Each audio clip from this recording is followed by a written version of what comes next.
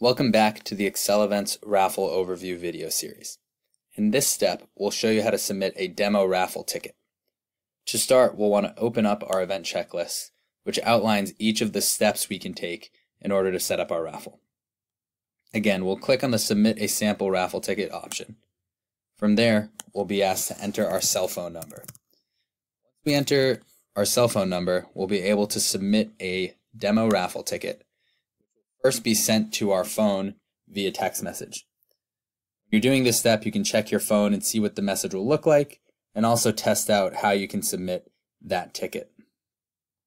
Once you submit the ticket, you'll receive a confirmation via text message, and you'll actually be able to view that raffle ticket submission in the activity section under Raffle in your console. So now you'll see for our test raffle item, one ticket was submitted. That ticket was submitted by me just now, and you'll have all of that information to view in real time.